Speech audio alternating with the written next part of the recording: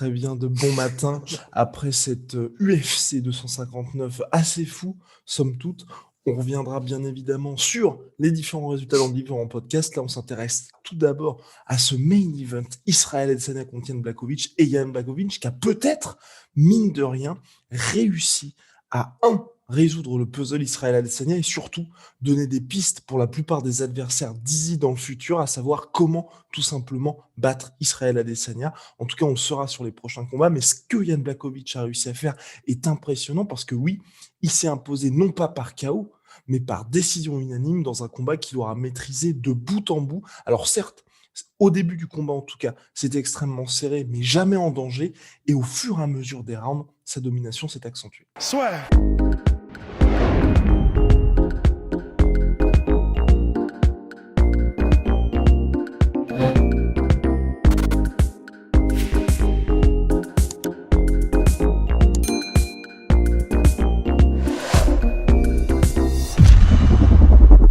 Eh ben, mon cher Ross, ouais, donc super performance de Jan Blachowicz, and still qui gâche les plans de l'UFC, qui gâche les plans d'Israël Adesanya et qui gâche un petit peu, peut-être, les plans de John Jones. Bon, allez, on met une pièce dans la machine, Rust.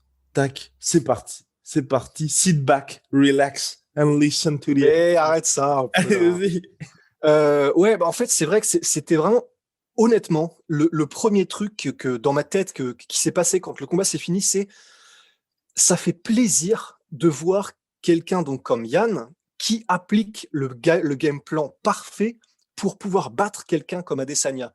Parce qu'en fait, c'est ce qu'on se disait là juste avant de prendre l'antenne, hein, j'imagine c'est ça qu'on dit.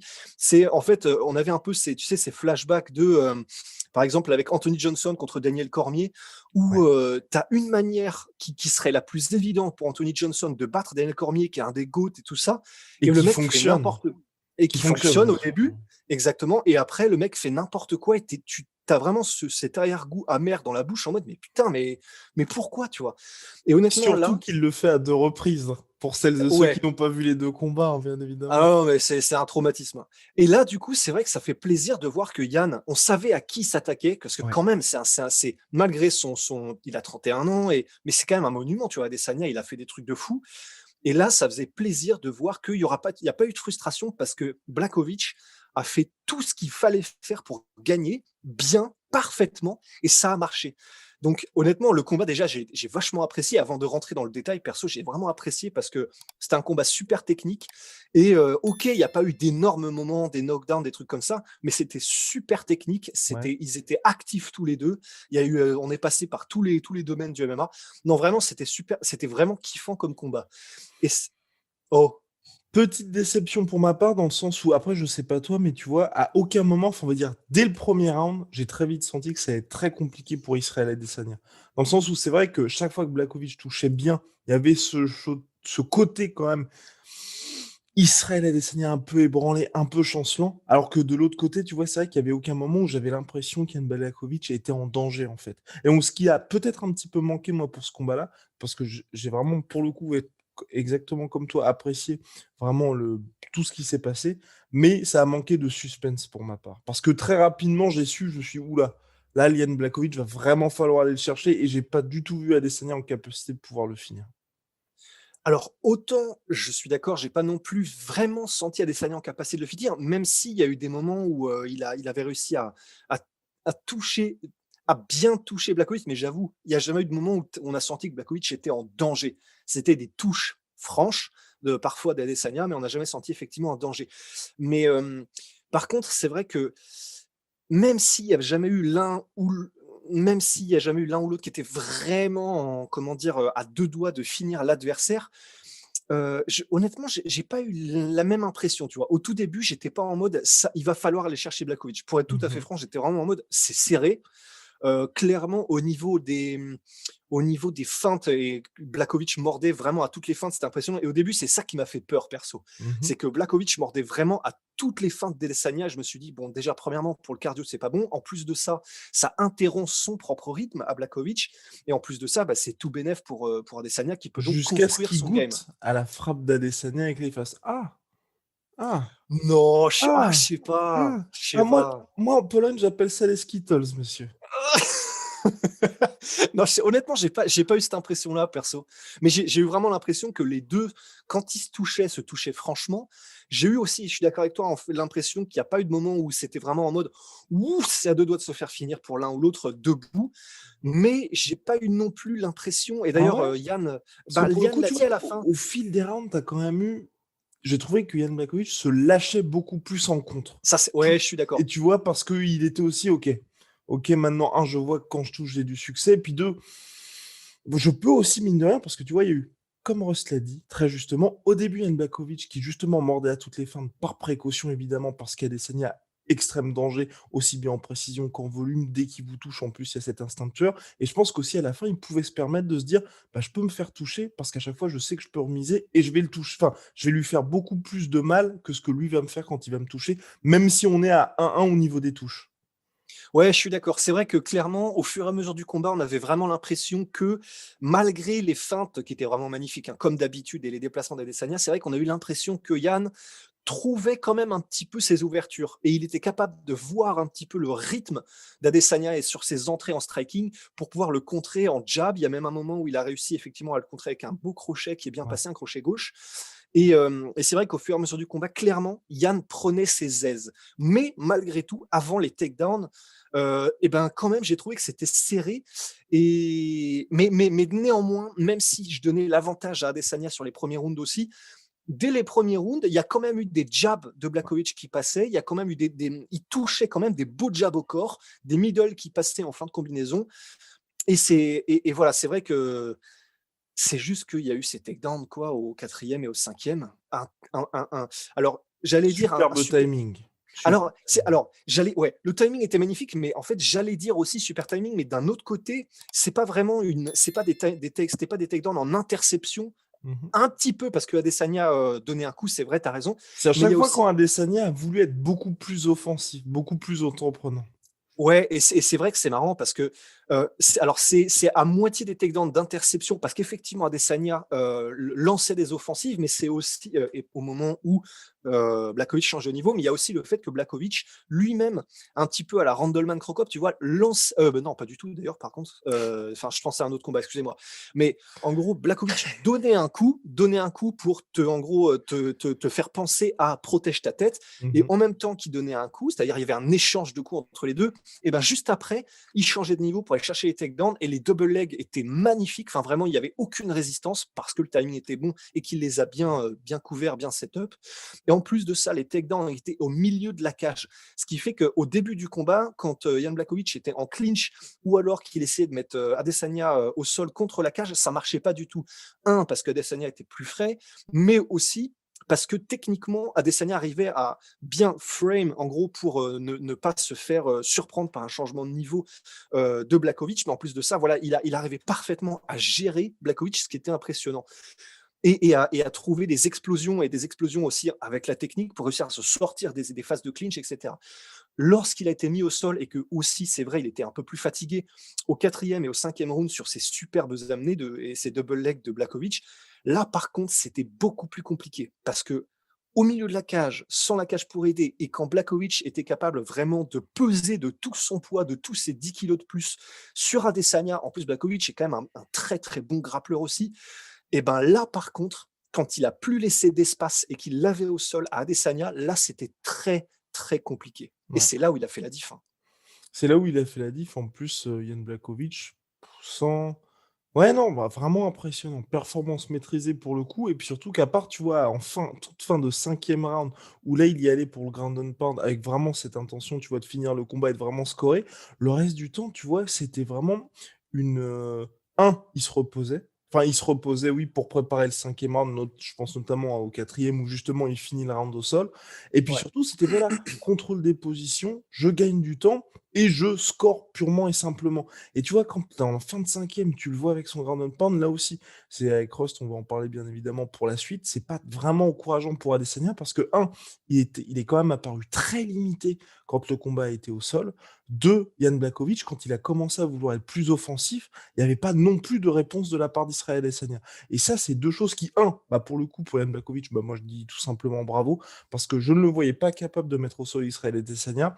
encore moins ensuite s'il y avait, tu vois, un éventuel takedown capable de l'y maintenir, alors que là, il a vraiment contrôlé de A à Z, et quand il a voulu passer à l'attaque et vraiment tenter de finir, je pense pas tenter de finir le combat, mais plutôt vraiment poinçonner la décision unanime auprès des juges, bah vraiment, c'était impressionnant. Donc, Ouais, super pour lui, hein. Peut-être qu'il peut, à la rigueur, tu vois, regretter de ne pas avoir fait ça un petit peu plus tôt dans le combat, mais au regard de ce c'est qu'il ça. a fait, tu vois, il Et s'en sort puis, sans prendre beaucoup de dommages. Super ouais, performance, donc enfin, c'est vraiment là pour chipoter pour le coup. Et peut-être ouais, que c'est ça. s'il avait fait ça au début, ça ne se serait pas passé de cette même manière, parce qu'il serait décédé, on aurait été beaucoup plus frais et plus vigilant aussi. C'est ça, c'est un peu je crois que c'est, soit c'est Cormier ou Annick qui disait ça pendant le broadcast et honnêtement, c'est vraiment intéressant. C'est vrai qu'on avait un peu cette impression que Blachowicz avait vraiment dans son game plan de ne mettre ses timings de double leg et ses vraies amenées au sol franches au milieu de la cage qu'à la fin du combat, Ouais. quand il savait entre guillemets, mais c'était quand même c'était un risque, hein, malgré tout, si c'est ça qui s'est passé, que Adesanya serait plus crevé. Donc mais après je suis d'accord avec toi, en fait, c'est vrai qu'il y a aussi le fait qu'il ait fait ce ground and pound qui symboliquement est stylé aussi et ça marque l'esprit des juges à la fin du 5e. Il y a des chances que effectivement, il ne l'ait fait à ce moment-là que parce que c'est là où il y avait le moins de risques. Parce que c'est vrai que si tu fais ça alors qu'il reste 1 minute et que, comment dire, Adesanya en profite pour, comment dire, pour te renverser et sortir de la position et arrive à, à, à, à- à remarquer des points debout, bah là, tu te dis, putain, merde, j'ai merdé, tu vois. Et il y a aussi un truc sur lequel je voulais revenir, et tu as raison, c'est vrai, c'est sur le fait que au sol, c'est vrai que c'est bien, tu vois, que ça arrive contre Yann, je pense, parce que si ça, c'était arrivé, dans le sens les mises au sol et le contrôle contre un mec comme John Jones, qui avait Oui, décidé, de oui, se oui, lever un oui. beau matin et de dire: «Vas-y, cette fois-ci, le ground and pound contre Israël, je vais lui montrer pourquoi est-ce que me trash talker, c'est pas le bon délire». Et c'est vrai que là, le fait que, Yann ait réussi à aussi bien le maintenir et en plus de ça, qu'il y a eu certaines réponses, que j'ai pas personnellement, que j'ai pas compris d'Adesanya. Par exemple, il y a eu un moment, je crois que c'était pendant le 5e, où, Blachowicz était en demi-garde et là, c'est clair que là, c'était vraiment, vraiment pas bon signe parce que quand tu arrives à C'était tu plié de plus toute façon à ce moment. c'était plié, mais c'est vrai que quand tu es sur ton dos et que tu es en full garde, tu as quand même beaucoup plus d'opportunités et de choses à faire que quand tu es en demi-garde. Demi-garde, c'est vraiment c'est la position du contrôle pour le mec qui est au-dessus. Et là, c'était vraiment chaud. Et il y a des moments où, Adesanya était sur son dos et il a essayé de bridger, c'est-à-dire de renverser Blachowicz en faisant juste le pont, tu sais, et en Ouais. essayant de. Et là, j'ai pas compris parce que je vois vraiment pas à quel moment ce move-là, à ce moment-là, contre Blachowicz, qui en plus était vraiment, vraiment installé et qui avait son genou au sol, en plus son genou, j'ai pas compris. Et cette réponse-là, elle peut être évidemment due au fait que, À la ben, Adesanya, fatigue, hein. Pour le coup, alors fatigue, ça c'est vraiment, on a vraiment vu la fatigue d'Adesanya. et il l'a dit lui-même, il avait vraiment les jambes lourdes à la fin et tout ça. Mais c'est vrai que bah, ça peut être dû à la fatigue, ça peut aussi être dû être au fait que bah, il sait que c'est au 5e round, c'est très très chaud et on sait que ça marque l'esprit des juges quand tu es maîtrisé et contrôlé au sol. Et donc il a voulu faire quelque chose pour essayer, tu sais, vraiment un espèce de n'importe quoi pour que quelque chose se passe. Mais en tout cas, la réponse était un peu étrange d'essayer de faire le pont et de bridger à ce moment-là. Donc c'est vrai que en fait, on se dit, déjà bravo Yann, hein, comme tu l'as dit, mais en plus de ça, on se dit, si cette situation s'était passée contre un mec comme John Jones, qui en plus, on le sait, John Ouais. Jones, c'est Cormier qui le disait, tu as l'impression que c'est un ours quand il est sur toi, en fait. Et ben, ok, Yann est un gros light heavyweight aussi, mais on sait que John Jones, c'est encore le niveau supérieur, tu vois. Mhm. Et là, c'est pour ça que je suis presque content que ce soit arrivé contre Yann, parce que si cette espèce de ah oui, OK, on peut faire ça contre, Adesanya. C'était passé avec John Jones, je pense qu'on aurait eu quelque chose de beaucoup plus sale, tu vois? Après, cela dit, pour rendre à Yen ce qui lui appartient, il y a quand même eu cette faculté, à mine de rien, on en avait, je crois, on en avait parlé dans l'avant-podcast, c'est vraiment chaque fois qu'il a touché Adesanya, il faisait beaucoup plus mal. Et c'est aussi ce qui a provoqué ce sentiment un petit peu d'urgence chez Adesanya, où c'est vrai que les 3 premiers rounds, ils sont extrêmement serrés. Ils sont extrêmement serrés et t'as pas de domination écrasante de Jan Blachowicz. Mais dans le 4e, c'est là qu'Adesanya se fait vraiment toucher, alors que lui, chaque fois qu'il touche justement Jan Blachowicz, on n'a jamais ce côté « Oh putain, là, ça commence un petit peu à être chaud pour le champion ». Et donc, il s'oblige un petit peu à se dire « Ok, là, je suis un petit peu dépassé dans ce round-là, donc il faut que je passe à l'attaque, il faut vraiment que là, je puisse scorer ». Et c'est là, à chaque fois que ça précipite au 4e et au 5e, c'est mise au sol. Donc tu vois, il y a aussi une question, enfin, la question que je me pose vraiment, moi, c'est est-ce que le fait que Yann est vraiment, chaque fois qu'il touchait, tu vois, même quand c'était pas, il n'y avait pas cette volonté de faire vraiment des power punch, est-ce que c'est parce que Adesanya montait de middleweight et qu'il n'y avait pas eu vraiment ce processus de justement de gain de masse pour justement monter chez la heavyweight, ou est-ce que tout simplement c'est parce que Jan Blachowicz frappe tout simplement fort avec son legendary Polish power et que ça lui a permis d'avoir ça en plus. Non, mais tu vois, c'est des Ouais. questions que je me pose aussi pour un, dans l'optique des prochains combats de Jan Blachowicz, et puis de deux, pour Adesanya plus globalement, parce que c'est vrai que là aussi, tu avais ce côté, enfin pour moi, c'est pour ça que je t'ai dit que ça manquait un petit peu de suspense, où il y avait le côté un peu inéluctable de, quand tu regardes les 2 premiers rounds, Adesanya, il peut pas faire beaucoup plus, finalement. Parce que le gars, il a une grosse activité, gros travail sur la jambe avant de Jan Blachowicz, Ouais, énorme. il est mobile, il touche, mais à chaque fois, ça ne marche pas. Donc, tu vois, quand tu arrives quand même à faire pas mal de choses qui fonctionnent et que bah, tu es quand même contre un espèce de tank qui est là, bah, tu peux toujours encaisser, il est toujours pas là. Tu as le facteur fatigue qui est quand même à prendre en compte. Et tu te dis, bon, bah, enfin, tu ne peux pas rester comme ça, tu vois, éternellement pendant 5 rounds. C'est pour ça aussi que je me dis, bon, pour la suite, en tout cas, d'Israël Adesanya, Rost en avait parlé juste avant l'émission, ça devrait normalement mieux se passer en middleweight, mais là, c'était assez criant quand même le différentiel de puissance et surtout de capacité d'encaissement entre les deux. Bah, Yann l'a dit lui-même, je ne sais plus si on avait dit si on l'a dit en début de podcast, mais Yann disait juste après être sorti de la cage en interview, Adesanya était un peu plus lent que je pensais, mais il frappait un peu plus fort. Et c'est vrai qu'il y a un peu ce côté-là aussi. C'est même s'il y avait un différentiel de puissance, c'est clair, je suis d'accord. Malgré tout, bon, bah, quand il touchait, il y avait un impact, mais c'est vrai qu'il y avait en low kick particulièrement où tu sais, tu avais vraiment un petit peu à Ouais. la Robbie Lawler manœuvre, tu vois, tu avais la jambe de Blachowicz qui partait en arrière et tout. Mais c'est vrai que tu avais l'impression que Yann avait besoin de mettre moins comment dire, de moins forcer son mouvement pour faire aussi mal. Et c'est vrai que bah, ça, forcément, en fait, c'est les light heavyweight et c'est une ligue qui est un peu différente malgré tout. Et d'autant plus avec Jan Blachowicz qui a les points très lourds. Mais c'est vrai, en fait, je pense que Adesanya s'est dit, bah voilà, ce que j'ai fait au premier round, je vais pouvoir le faire sur 5 rounds. C'est un petit peu, tu sais, un peu à la Gastelum, tu vois. Mhm. C'est d'être capable de maintenir ce rythme-là sur 5 rounds, de ne pas se faire surprendre par les mises au sol. Le problème, c'est qu'en fait, je pense que une fois qu'il y a eu ces mises au sol, alors déjà, effectivement, le mec frappe beaucoup plus lourd, je pense, Blachowicz, peut-être que ne le pensait Adesanya, il y a peut-être de ça aussi. Mais effectivement, il y a aussi ce côté, ben, une fois qu'il y a eu l'urgence, parce que Adesanya a vu que les mises au sol, bah, ça rentrait des dollars, tu vois, hein, pour Blachowicz, et ben, du coup, il s'est peut-être un peu plus livré. D'ailleurs, il me semble que pour le deuxième takedown, donc enfin, disons au 5e round, il faudra qu'on revoie le combat, on l'a vu qu'une seule fois, on en sort tout juste, mais il me semble d'ailleurs qu'en gros, Adesanya, il prend le takedown juste après avoir chambré un peu, il me semble. Il me semble qu'il fait un peu, tu sais, la boxe de l'homme ivre et tout ça. Oui, complètement. Et Et donc, j'étais extrêmement surpris parce que je me suis dit, alors, soit il joue ça, soit il est complètement cuit. Mais dans tous les cas, je trouvais ça très bizarre comme stratégie à ce moment-là parce et que. voilà, Ouais. mais c'est ça. Et en fait, moi, ce que je me suis dit à ce moment-là, c'est déjà bizarre parce que c'est peut-être pas le moment de faire ça parce que Ouais. tu marques pas des points quand tu fais ça. Mm. Mais du coup, ce que je me suis dit, c'est que bah, probablement, c'est un petit peu comme Anderson Silva contre Weidman. Il a dû, le premier combat, il a dû se dire, ben, faut que je provoque un peu plus Yann pour qu'il se livre parce Mhm. que là, du coup, je trouve pas la solution pour le mettre KO comme je pensais que j'allais le mettre KO. Et du coup, ben, il a fait un petit peu boxe de l'homme ivre, peut-être pour effectivement essayer que Yann rentre un peu plus dans l'art en mode what the fuck, tu vois. Et sauf que c'est là qu'il s'est fait surprendre aussi sur le double leg.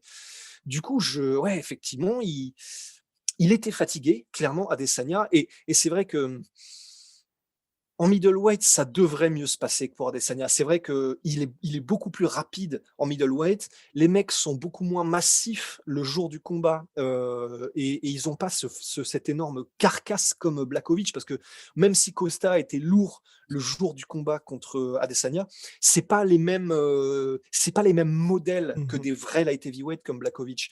Donc en middleweight, ça devrait bien se passer pour Adesanya parce qu'il est capable de garder cette vitesse il est capable de garder ce cardio sur les 5 rounds et il n'a pas des lutteurs aussi énormes qui mettent en place leur lutte, parce que Romero ne l'a pas fait, par exemple, pour crever Adesanya. Donc, on en est là. Affaire à suivre, en tout cas, mon cher Ross, pour la suite pour Israël Adesanya. Bravo Yann Blakovic, et mine de rien, Bravo. soulignons aussi, ce qui est quand même où là, je lui tire mon chapeau à notre cher Yann, c'est cette capacité à avoir vraiment appliqué à la lettre le game plan du début Ouais. à la fin du combat. Parce que c'est là aussi que ça fait toute la différence. C'est au-delà d'avoir un bon game plan, même après les 2 premières rounds qui sont quand même extrêmement serrées, il a poursuivi dans cette voie. Il s'est pas frustré quand il a loupé les takedowns, même si bon, ça a mis un peu Adesanya dans le dur. Il a vraiment continué, et en plus en gagnant confiance au fur et à mesure. Donc vraiment bravo à lui. Et voilà, en tout cas maintenant les middleweight ont des très bonnes pistes parce qu'Adesanya a dit qu'il allait bien évidemment redescendre dans cette catégorie-là. Ils ont des bonnes pistes pour la suite et mine de rien, Costa et Whittaker, dans des styles différents, pourraient quand même, sont en capacité d'appliquer ça. Donc ça peut être intéressant. Après, je ne sais pas ils pourront aussi quand même avoir le même succès qu'Ian Blakovic, mais en tout Ouais, cas, c'est ça sur qui le est chaud. papier, ils peuvent quand même tenter. Ouais, c'est ça. Sur le papier, disons, Adesanya a eu l'air humain sur ce domaine-là du game, quoi. Mais Ouais. il a dit néanmoins, Adesanya, que c'était pas un one-off. Il a dit qu'il reviendrait en light heavyweight. Alors, est-ce Ouais. qu'il le fera? C'est une autre question. Mais ben, il a quand même dit que c'était pas fini en light heavyweight. Ouais, tu m'étonnes, mais c'est là. Ouais. Bravo quand même à Adesanya qui reste énorme conquérant dans cette catégorie. Il a quand même C'est évoqué ça. une nuit un petit peu difficile, je crois, la veille du combat. Il n'a pas dit qu'il avait bu comme Paulo Ouais. Costa. Mais j'ai pas compris si c'était une vanne ou pas, en fait. Alors, je crois Parce que c'est que vrai pour la nuit difficile, mais c'était une vanne pour l'alcool. ouais, donc il a fait donc c'était à moitié vrai? Oui, Dans c'est le ça. sens, OK. Parce que moi, j'ai pas compris parce que le fait que ça m'a semblé tellement gros après, vraiment, mais littéralement quelques jours après que l'internet, soit tombé sur Paulo Costa pour son excuse, ça m'a semblé tellement bizarre parce qu'il est quand même super intelligent, par rapport à tout ce jeu-là, de communication à Adesanya. Ça m'a semblé bizarre que direct il fasse: «Bah, j'ai eu une nuit difficile». Donc moi, j'étais en mode: «Bah, ça doit être une vanne, j'imagine, puisque tout ce qu'on Peut-être a vu avant». Mais sauf que comme elle était bah, mais ça avait pas l'air d'être une vanne, enfin, ouais. c'était bizarre un petit Le peu. seul parti van, ça avait l'air d'être celle sur l'alcool. Enfin bref, seule la vérité, Ouais, hein, mon cher Rust. Big shout out à My Sweet Protein, moins 40% sur tout My Protein avec le code de la sueur. ouais. 40% sur tout Venom avec le code de la sueur, mon cher Rust. On se retrouve très très vite pour un épisode dédié, bien évidemment, aux autres combats de cette UFC 259 et la démonstration d'Amanda Nunes. Alors là, C'est un monstre. là vraiment c'est monstrueux parce que on s'attendait tous les deux bien évidemment à À ce qu'elle une victoire. à une victoire, à ce qu'elle domine nettement Megan Anderson, mais là Aussi facilement et on va pas faire le match avant le match, mais aussi facilement et avec une impression de puissance telle, parce que les différences de gabarit étaient quand même, assez criantes. Là, tu te dis, OK, enfin, elle peut mettre KO un camion, en fait, cette meuf-là, c'est pas ouais. possible. Enfin bref, on en parlera très très prochainement. À très vite mon cher Rust. Bon dimanche. Et bon dimanche, les Et, et, fiançailles. et bon dimanche et bonne fête à toutes les grand-mères puisque c'est la fête des grand-mères ce dimanche. Ça Allez. existe ça? Eh oui, ça existe mon cher Rust. Bon, Allez. bah, bonne fête à toutes les grand-mères alors.